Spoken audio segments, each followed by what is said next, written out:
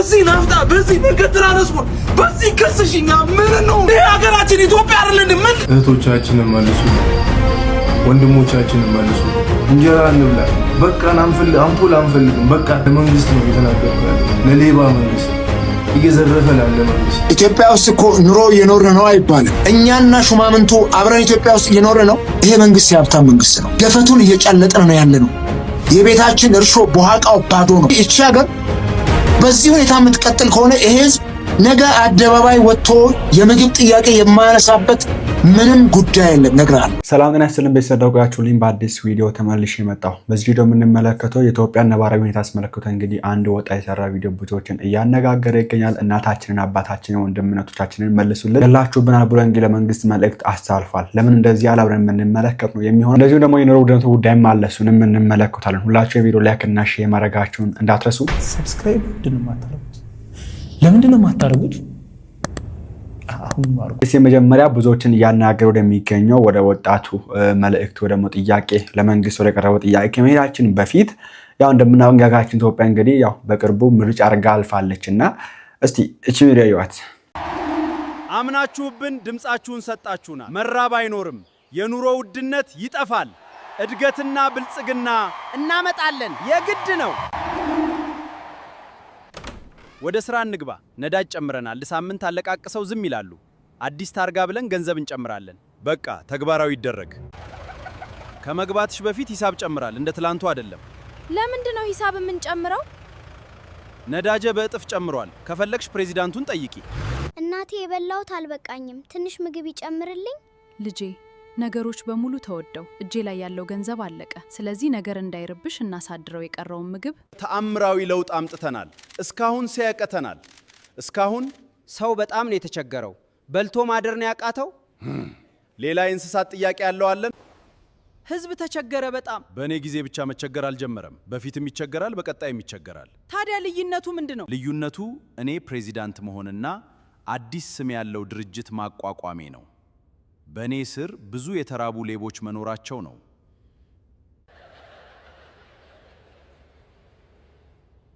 ብዙ ገንዘብ የሚጠይቅ ይመስላል፣ ግን ለማን ነው የሚሰራው? ለማን ነው የሚሰራው? ለኛ ነው የምንሰራው። የህክምና ወጪዎችስ መቻል አልቻልኩም። መድኃኒት ጠፋ፣ ያለውም ተወደደ። እንግዲህ ቆሜ ሞቴን ልጠባበቅ። ቤተሰቦቼን ፈጣሪ ይርዳቸው። ነዳጁ ከለክ በላይ ተወደደ። ትራፊክ ለምን አያችሁኝ ብሎ ይቀጣናል። የልጆች ትምህርት ቤት ክፍያ ጨመረ። ቤት ክራይና የምግብ ግብአት ጨመረ። እንስሳቱ ሁሉ እያማረሩ ነው። ምን ይሻላል?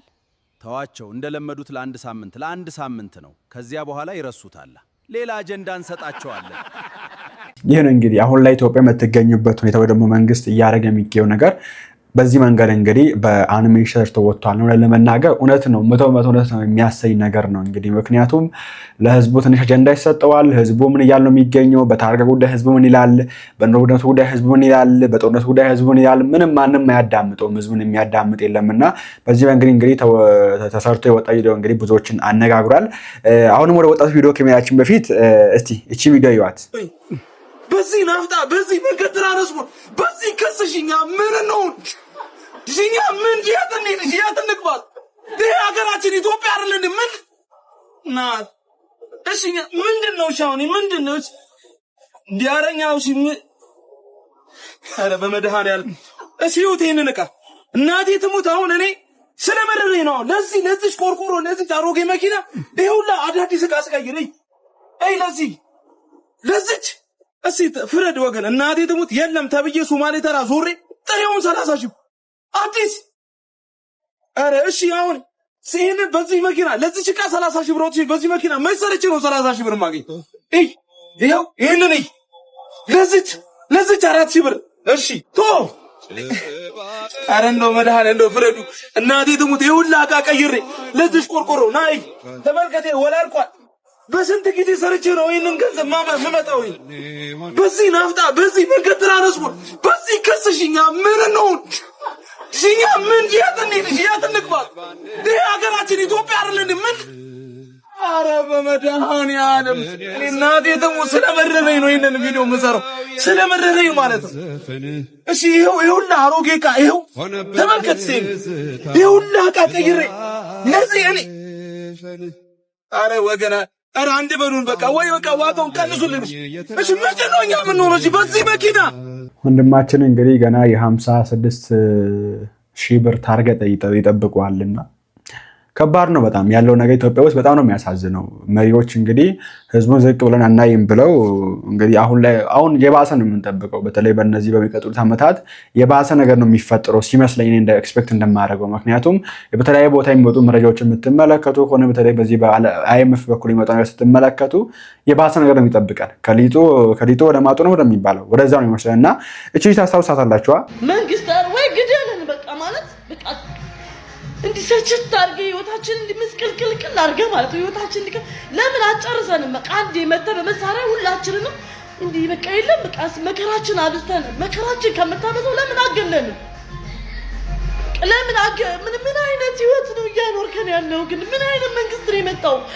ምን አይነት ህግ ነው ያለው? ምን አይነት በቃ ምን አይነት እንዲ ሰርተን መብላት እንኳን አልቻለም ነው ወይ ሆን ብላችሁ ነው? ሆን ብላችሁ እኛ ከሲስተም አስወጣችሁ የት እንሂድ? ሁለት ሀገር የለንም፣ መደበቂያ ሀገር የለንም። ምን ያው ከተማ ልጅ መሄጃ የለኝም እንዴ? ዛሬ ወረዳ ምናምን ብለው ወረቀት ሰጥተው ነው ሄዱ፣ ስራ ሰጥተው ሄዱ። ያን ወረቀት እኔ አላቆም። ህዝቡ በዚህ መንገድ እንግዲህ ተማረው ወጥቶ ወደ መናገር መጥቷልና ወደ ልጅ ጉዳይ እመለስበታለሁ። የሆነ ሰው ቪዲዮ አይተን ነበር። እስቲ በድጋሚ እንመለስበትና እናያለን። ይሄ ወጣት ነው እንግዲህ ብዙዎችን እያናገረ የሚገኘው። እስቲ አይተን እንሞክር። የማይመለከታችሁ አሳልፉት። ይሄ ኮሜዲ ቀልድ ምናምን ወይ የሆነ ነገር የምትፈልጉ ሰዎች አሳልፉት። ሌሎቻችሁ ግን አዳምጡኝ። እህቶቻችንን መልሱልን፣ ወንድሞቻችንን መልሱልን፣ አባቶቻችንን መልሱልን።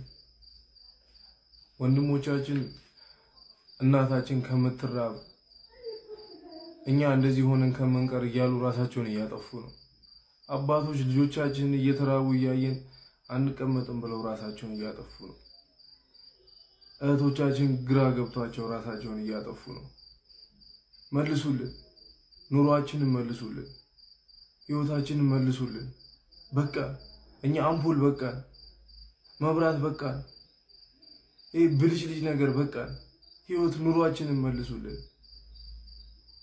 ህይወታችንን መልሱልን። እንጀራ እንብላ። አባት በ15,000 ብር ደሞዝ የ20,000 ብር ቤት ተከራይቶ ልጆቹን ማብላት ሲያቅተው እየታነቀ ነው ያለው። እናት ግራ ገብቷት በየቤተ ክርስቲያኑ በሩ ላይ ልመና ላይ ናት ያለችው። ህይወታችንን መልሱልን። በቃችሁ። አረ በኪዳነ ምሕረት በቃችሁ። በቃ ይህ ቆሻሻ ስራችሁ ይብቃችሁ።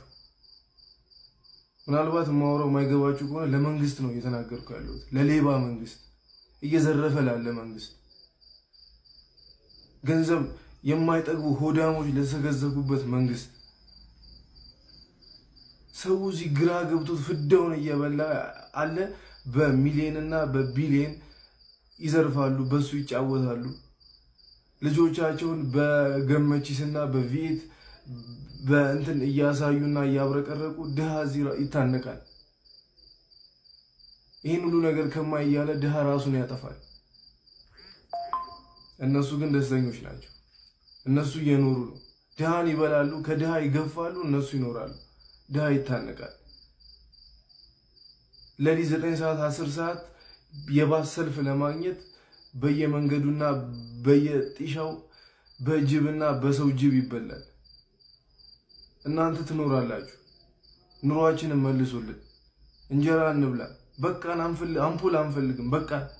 ብልጭልጭ ነገር አንፈልግም። ህይወት አሁን ደግሞ እስኪ ህይወት ላይ ስሩ።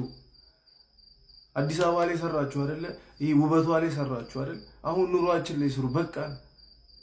አንፈልግም ከዚህ በላይ በቃ ምንም ነገር አያስፈልገንም። አሁን ኑሮ ነው የምንፈልገው፣ ተስፋ ነው የምንፈልገው፣ ስራ ነው የምንፈልገው፣ ሰላም ነው የምንፈልገው። በቃ ይብቃ። እየበላችሁ ያላችሁ በቃችሁ። አጠግቡ። በቃችሁ። ኧረ በኪዳነ ምሕረት በቃችሁ። በቃ የሰውም ግፍ አለው። በየቦታው ህዝቡ እየታነቀ ራሱን እያጠፋ ነው ያለው። በቃችሁ በኪዳነ ምሕረት። ኧረ በቃችሁ። በቃ ምንድነው የምትፈልጉት? እሺ ምን እንሆንላችሁ?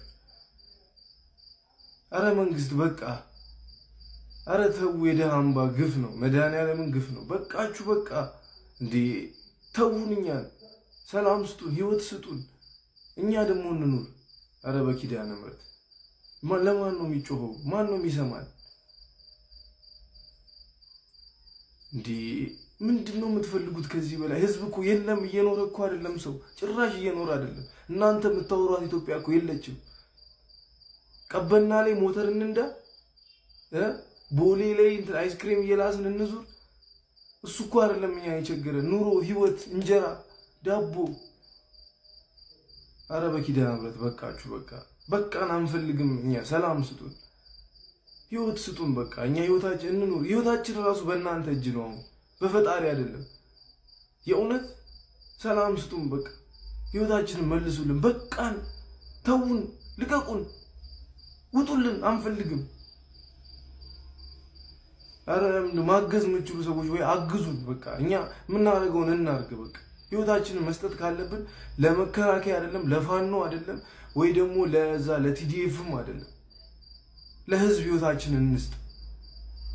ማገዝ የምትችሉ ወይ አግዙን። በቃ እኛ ምርር ብሎና ወንድሞቻችን እየታነቁ ነው፣ እህቶቻችን እየታነቁ ነው። አባት ልጆቹን ሚስቱን ጥሎ እየታነቀ ነው። መብራን እዛ ማንም እንደሚለፈልፈው አይደለም። በቃ ወይ አግዙን። በቃ መሞት ካለብን ለመልካም ነገር እንሙት። እኛም በቃ ወጣቱ ዝም አላልንም። እኛ ግራ ገብቶናል። እንሙት፣ መሞት ካለብን ሚካኤልን እንሙት፣ ማርያምን ግን ደግሞ ለትክክለኛ ነገር በቃ ህይወትን አረ በኢየሱስ ስም በቃ አረ ተው። አረ ተው። እኛ ብልጭ ነገር ህይወት እንጀራ ነው የምንፈልገው። ተው። አምፖል አንፈልግም፣ መብራት አንፈልግም። እንብላ፣ ቤት ውስጥ እንኑር። አረ በቃ እስኪ አሁን ደግሞ እዚህ ላይ ስሩ። የእውነት እናንተ ትክክለኛ የሰው ነገር የኢትዮጵያ ነገር የሚያሳስባችሁ ከሆነ እዚህ ላይ ስሩልን። በቃ አረ በኪዳነ ምሕረት ተው። የሰው ነፍስ እንደ ቅጠል እየረገፈ ነው። አረ ተው። አንደኛውን ሰው ጦርነት መሀል ገብቶ እኮ እንደሚሞት አውቆ ነው። እዚህ እኮ ኑሮ ነው እየገደለው ያለው ሰው። አረ በእናታችሁ አረ ተው። ግፍ ነው። ተው። የምታግዙን ሰዎች አግዙን። በቃ ወይ ካልሆነ መድኃኒዓለም እኛም እንሙት። በቃ ለምናምንበት ነገር እንሞታለን። ዝምታ ይብቃ። በቃ አረ በኪዳነ ምሕረት ይህን እንግዲህ ለዚህ ወጣት ነው እንግዲህ ትላንትና ቪዲዮ አይተን ነበረ። አዲስ አበባ ላይ ቀበና የሚባል አካባቢ ሀይቅ አዘጋጅቼልሃለሁ እና ሞተር ንዳ እየተባለ የሚነገረው ለዚህ ህዝብ ነው። እኔ የምበላው አጥቻለሁ፣ እናት አባቴ በኑሮ ውድነቱ ምክንያት ሞተውብኛል፣ ራቸውን አጥፍተውብኛል ብሎ ለሚናገር ወጣት ነው እና ይሄው መብራት ተደርጎልሃል አዲስ አበባ ላይ ቀን ማታ ወጥተህ ተንሸራሸር የሚባለው እና አሁንም ቢሆን እያልተባለ የሚገኘው ባካችሁ ህዝቡን ለማየት ሞክሩ። እናንተ ያላችሁበት ቦታ ህዝቡ አልደረሰም ገና። ኦኬ ለማን እንደሚሰራም ግራ ነው የሚገባው። ህዝቡ የሚበላውን አጥቷል፣ የሚጠጣውን አጥቷል። አሁን ለዛም በዚህ በሰሜኑ በኩል ባለው ጦርነት በተለይ አዲስ አበባ አካባቢ ቤት ውድን ነው፣ የቤት ኪራይ ውድን ነው፣ ሌላ ታሪክ ውስጥ ገብቷል። ምክንያቱም ሰው ጦርነት ፈርቶ እየገባ ይገኛል አዲስ አበባ። ሰው አዲስ አበባ ሲገባ 40 ሺህ የ20 ሺህ ብር 40 ሺህ ብር የ20 ሺህ ብር ቤት ኪራይ 40 ሺህ ብር ይሉታል፣ ከፍሎ ይገባል። ልጆች ስላሉት መንገላታት ስለማይፈልግ ጦርነቱን ስለመጣ ማለት ነው እና ሌላው ደግሞ ቤት ኪራይ ሊያገኝ አልቻለም። እና ባካችሁን በዛ ጦርነት ደግሳችኋል። በዚህ በኩል ውድነቱ አለ፣ በዚህ በኩል ከባድ ነው ያለው ነገር እና የእናንተ ስንመለከት የእናንተን ፔጆች ደግሞ ስንመለከት የምታስመረቁት ልማት አለ፣ የሚመረቀው የሚከፈተው ሀይቅ ግራ ይገባል። መብራት ነው ሰው እየጠፉ መብራት ነው የሚበራው፣ ግራ ነው የሚገባው። እና ባካችሁ እንደ መንግስት ህዝቡን ለማየት ሞክሩ። ህዝቡ አሁን ላይ መዋኛ ቦታ አይደለም የሚፈልገው፣ አይደለም መልቶ የሚያድረው ነው የሚፈልገው፣ ጠጥቶ የሚውለው ነው የሚፈልገው። ኦኬ የዕለት ምንድነው መጀመሪያ የቂጥና ለቸ ይባላል። እንጀሮ ነው ማንም ጠጧነች እንደዚህ ያለችው የሚያርፍበትን ጎኑን የሚያሳርፍበትን ነው የሚፈልገው ሰው። እሱን ለማግኘት አሁን ላይ መከራ ነው። መሰረታዊ ነገር ላልተሟላለት ሰው ይሄ ሲተርፍ የሚደረግን ብልጭ ማድረጉ ተገቢ ነው ወይ? አያስፈልግም አይደለም የተባለው፣ ግን መሰረታዊ ነገር እኮ አልተሟላም። አሁን ላይ ለሰው ልጅ መሰረታዊ የሚባሉ 5-7 ነገሮች አሉ። መች ተሟሉ እነዚህ ነገሮች? ለሰው ልጅ ምግብ፣ ቤት፣ ልብስ እነዚህ የሚባለው የተማርናቸው ተሟልቷል ለኢትዮጵያ ህዝብ። አሁን ላይ ሰው ከጭቃ ውስጥ ውሃ እንትን አድርጎ እየጠጣ በሚኖርበት ሀገር ውስጥ የሆነ አስፋልት ሰርታችሁ የሆነ መብራት ተክላችሁ ከሆነች 2 ኪሎ ሜትር ለማትሞላበት ቦታ ተመረቀ ብላችሁ በሚዲያ በምን ይጮሃል? እዛ ምን ያደርግለታል? ያ እዛ ከጭቃ ውስጥ ይጠጣል ሰው። ይሄ ነገር ምንም ያደርግለት ፈጣሪ ማማረር ነው የሚሆንበትና በቻለ አቅም እንግዲህ ህዝቡ ላይ ቢሰራ አታልቋል የተባለው ህዝቡ ላይ የሚሰራ መልካም ነው ብዬ አስባለሁ። ይሄ ቪዲዮ ትላንት አይተን ነበረ። ኢትዮጵያ ውስጥ እኮ ኑሮ እየኖርን ነው አይባልም። እንደው ይኸውልህ ከሞቱት ትንሽ ከፍ ያለ በህይወት ካሉት ግን የተቀበረ ኑሮ ነው እየኖርን ያለ ነው። ሃይሊ ኮራፕትድ የሆነ መንግስት ነው ያለው። አሁን የምታነሳውን ግብር መንግስት በአካል ቆሞም የሚሰበስብ ከሆነ ኮራፕትድ ለሆኑ ሹማምንቱ ነው ይሄን የሚገብረው። ባለፈው ሰምተሃል ፓርላማ ላይ 98 ቢሊዮን ብር የት እንደገባ አይታወቅም ተባለ። ፌደራል ፖሊስ ነው ያቀረበው። ፌደራል ፖሊስ ያቀረበውን መልሶ ሚዲያዎች ሲሰሩት በተለይ ሪፖርተር ጋዜጣ ከዘገበው በኋላ 98 አይደለም 78 ቢሊዮን ብር ነው አለ። ችግር የለውም የ20 ቢሊዮን ብር ያጣለን። በ20 ቢሊዮን እና በ78 ቢሊዮን ብር መካከል በጣም ጠባብ ልዩነት ያለው። ሰሞኑን ደግሞ የፌደራል ኦዲት ኮሚሽን 15 ቢሊዮን ብር የት እንደገባ አይታወቅም ማለት ፓርላማ ላይ። የመንግስት መስሪያ ቤቶች ከ800 በላይ የሚበልጡ መኪናዎች የት እንደገቡ አይታወቅም። በጣም በርካታ ንብረት ከመንግስት መስሪያ ቤቶች ዘርፏል። ይሄ ሁሉ የሚሆነው በዚህ ድሃ ሀገር ላይ ነው። ዛሬ ግን የሰው ልጅ የዕለት ጉርሱን ለመሸፈን 1 ኪሎ ሽንኩርት እስከ 150 ብር የሚገዛበት ሰዓት ላይ ደርሰናል። የመጨረሻ ቲማቲም እስከ 100 ብር ድረስ 1 ኪሎ ቲማቲምና ሽንኩርት ቆርጠህ በ30 እና በ40 ብር በምትበላው እንጀራ እንኳን አጣፍሰህ እንዳትበላ እሱ እንኳን ካቅም በላይ ሆኗል። ምናልባት ለሹማምንቱ በሚገርም ሁኔታ ወደፊት እናወራዋለን። የሚገርም በጣም ትልልቅ የሆኑ የመንግስት ሆቴሎች ውስጥ እያንዳንዱ ሚኒስተር መስሪያ ቤት የሚከፍለውን ገንዘብ ስታይ ግድ የለም ወደፊት እናወራዋለን። እሱ መብላትና መጠጣት ብቻ በማዘንድ በሹማምንቱ ዘንድ ዳውስ የዕለት ጉርሱን እንኳን መሸፈን ያልቻለበት ላይ ደርሰናል። ሁሌ ስብሰባ ነው፣ ሁሌ ድግስ ነው፣ ሁሌ መብላት ነው፣ ሁሌ መጠጣት ነው፣ ሁሌ ስልጣን ላይ ያሉ ሰዎች የተመቸች ሀገር ናት። ዳው አይታሰብም። አየህ ሹማምንቱ ጠግበው ከበሉ ዳው ጉዳይ የት ይሄዳል? በጠመንጃ ፈሙዝ በሚያስገድድ ክርን ይገዛል ሄዳ። አየህ በዚህ ውስጥ ነው ኢትዮጵያ ያለችው። እኛና ሹማምንቱ አብረን ኢትዮጵያ ውስጥ እየኖርን ነው። ሪሊ እኛ የሰው ዘር ነን? በዚህ ደረጃ ሰዎች ነን ወይ እኛ? ቶዛ ቴክስት እና በጣም የሚያሳዝን የህይወት እንትን ላይ ነው ያለነውና ኑሮውን የኢትዮጵያ ህዝብ መቋቋም አልቻለም። ለማኙ በስቷል። ሜዳ ላይ ያሉት ነዳያን ያሳዝኑሃል። እጅግ በጣም በሚገርም ችግር ውስጥ ነው ያለነው። ስለዚህ እቺ ሀገር በዚህ ሁኔታ የምትቀጥል ከሆነ ይሄ ህዝብ ነገ አደባባይ ወጥቶ የምግብ ጥያቄ የማያነሳበት ምንም ጉዳይ የለም። ነግራለሁ። እኔ ካንተ ጋር ይሄን ሳወራ የፈለገ ነገር ቢመጣ መቼም ሰው እየተራበ ከሚሞት በጥይት የሚሞት በኔ እምነት እየተራበ ከሚሞት ረሃብ ቀን አይሰጥም። ረሃብ ጊዜ አይሰጥም። እያየነው ስለሆነ ነው። ከራሳችን ቤትና ጓዳ ጎድጓዳ ስለምናየው ነው። ዛሬ የትኛው ሰራተኛ ነው በደሞዙ የሚኖረው? ዛሬ ነጋዴው እየነገደ ነው እንዴ መሳይ? ዛሬ እያተረፈ ነው ነጋዴው? ግራ አጋብቶታል። ሌላ መሄጃ መንገድ ስላጣ ነው። አንድ መኪና ታርጋ እስከ 58 ሺህ ብር ድረስ ለታርጋ መክፈል ማለት ምን ማለት ነው? አንዳንዱ መኪና የ40 እና የ50 ብር መኪና ሺህ ብር መኪና እኮ አሉ። ምንም እዚህ ግባ የማትላቸው ኩር አድርገው የሚሄዷቸው ከመኪናው በላይ የ50 ሳንቲም ዶሮ የብር ገመድ ይዛ ጠፋች እንደሚባለው። አሁን እነኛ ሰዎች መኪናቸውን ታርጋው ተው ያወጣሉ ብለህ ታስባለህ? ኢትስ ኢምፖሲብል። ብዙዎቹ ነግረውኛል። እዚህ በቅርበት ጎረቤት አንድ ሰው አለ።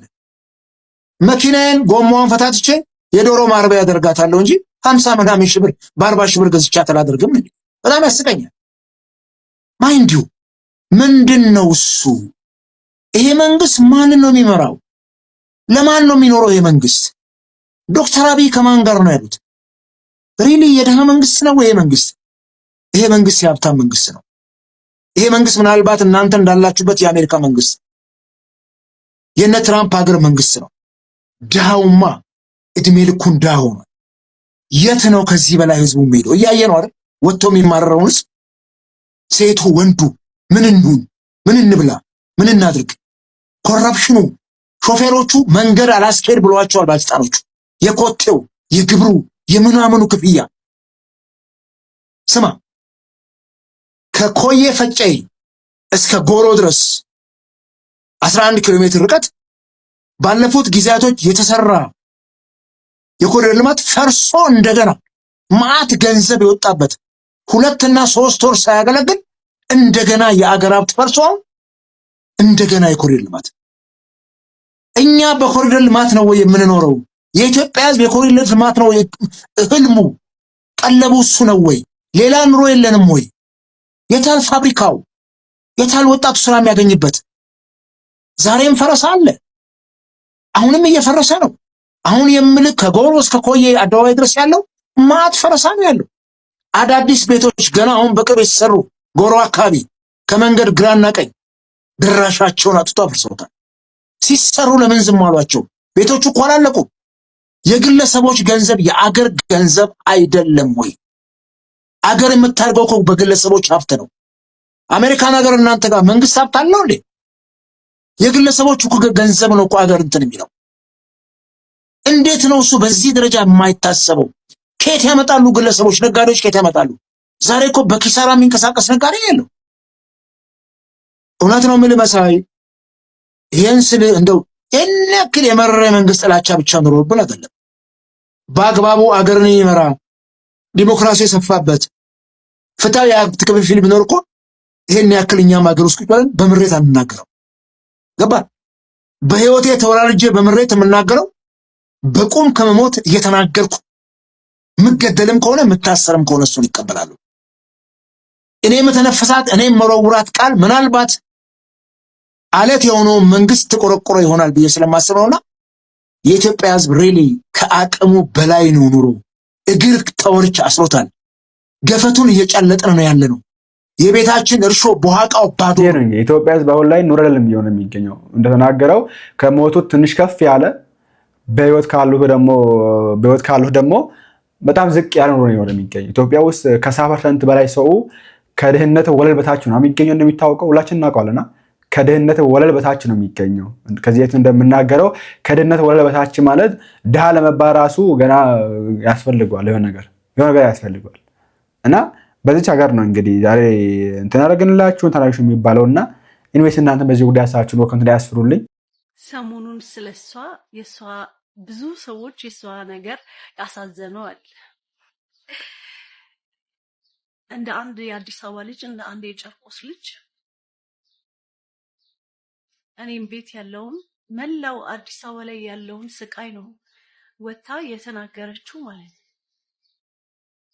ስንት እናት ናት ወጣት ልጇ ነገ የት ያደርሰኛል ብላ አሻሩ ቆምታ ቂጣ ጋግራ አምባሻ ሸጣ እንጀራ ሸጣ ያሳደገችው ያስተማረችው ልጅ ስራቱ ተምሮ እንዳልተማረ ሆኖ ቁጭ ብሎ ሱስ ገብቶ እናት እያለቀሰች እናት እየጦረች ያለች ስንት ወጣት አለ አዲስ አበባ ላይ። የኔ እህት ማለት ነው ሁለቴ በቃ ሰው ሀገር ላይ ከምትሰደድ ብላ ሁለቴ ቡና ጠጡ ከፈተች እንዳቅሟ። 2 ስኒ ሳትሸጥ ማለት ነው እየመጡ ግብር ቀረጥ ስንት ነው የምትሸጩ? ስንት ነው ገቢሽ? ስንት ነው ወጪ? ያፈላችሁ ቡናን ገና እንደዚህ ስኒው 2 ሰው ሳይዘው ማለት ነው። ታዲያ ያወራችሁ ልክ አይደለ እንዴ? ስለ ኢትዮጵያ ስለ አዲስ አበባ ስለሚበደሉ ልጆች ነው። ስንት የአዲስ አበባ ልጅ ነው የት ይደርሳሉ ተብሎ የት በባህር ላይ የቀሩት? ስንቱ ነው መንገድ ላይ ድንጋይ ያሞቀ ያለው? ስንቱ ነው የጨለለው? እንስራ አልናሰራም። ከዛ በኋላ ትወጣና የአዲስ አበባ ልጅ ስራ መስራት አለበት ትላለች እንዴ? የአዲስ አበባ ልጅ ሆኖ እኮ እዛው የተወለደበት ሰፈር ላይ እኮ ተከራይቶ የሚኖር የአዲስ አበባ ልጅ እኮ ነው ያለው። እሺ አንድ እውነት ልናገር፣ የክፍለ ሀገር ልጅን እኔ ምን ያህል እድለኛ እንደሆናችሁ ልነግራችሁ ፈልጋለሁ። እንደ አንድ የአዲስ አበባ ልጅ የክፍለ ሀገር ልጆች እድለኛ እንደሆናችሁ ለምን በሉኝ። እናንተ 300 ሺህ ብር ካላችሁ እኔ ነኝ ያለ የጠገበ መሬት ገዝታችሁ ከዛ በኋላ ቀስ እያላችሁ ምን መሰለ ቤት ትሰራላችሁ። እኔ ወይም ደግሞ የአዲስ አበባ ልጅ 300 ሺህ ብር ቢኖረው 3 ወር ጠግቦ መብላት ማይችልበት ማለት አዲስ አበባ ናት። 3 ወር ማለት ነው። እንኳን መሬት ልንገዛ እንኳን ቤት ልንሰራ ማለት ነው። እንደው ጠግበን በበላን መብራት አለ፣ ምን አለ፣ ውሃ አለ በ15 ቀን አንዴ ለሚመጣው ማለት ነው። እና ብታለቅስ ብትማረር እሺ ከሀገር ወጣን አይደለ? እኔ አሁን አንድ የክፍለ ሀገር ልጅ ለበዓል $100 ብትልክ ማለት ነው $100 10 ሺህ ብር በቃ $100 እንደውም ኦኬ ብዙ ሊሆን ይችላል። 10 ሺህ ብር ብትልክ ማለት ነው ዝንጥ ብለው በዓልን ያከብራሉ። 50 ሺህ ብር አይበቃቸውም አዲስ አበባ ላይ በዓል ለማክበር ማለት ነው። እሱንም እቺን የምታውቀው በቃ 50 ሺህ ብር ምንም ማለት አይደለችም።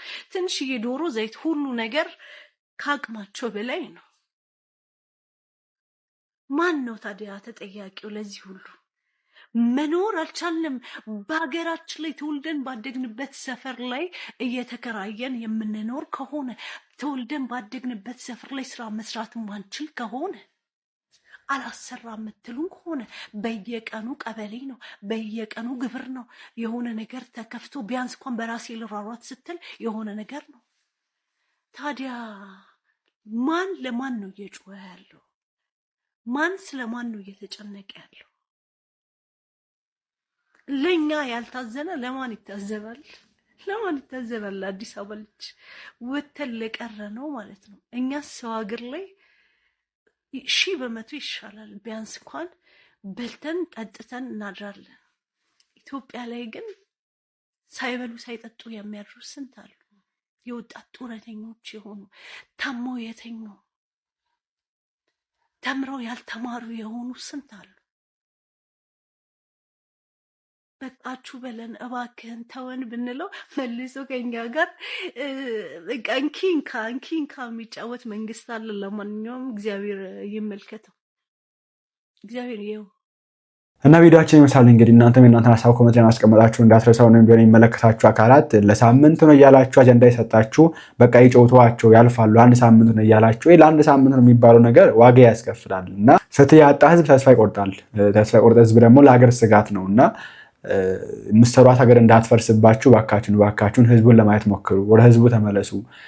ባለፉት ዓመታት ልማት ተሰርቷል። አሁን ደግሞ ህዝቡ ላይ ይሰራ። ላልሰለጠነ ህዝብ የሰለጠነ ሀገራት የሚያደርጉትን ነገር በከዚህ ማስቀመጡ ይህን ያክል ማተር አያደርግም። እና በቻል አቅም እዛ ነገር ላይ ይሰራ ማለት ፈልጋለሁ። እናንተ ማሳችሁን ኮሜንት ላይ አስፍሩልኝ። በቀጣዩ እንመለሳለን። ቸር ቆዩልኝ።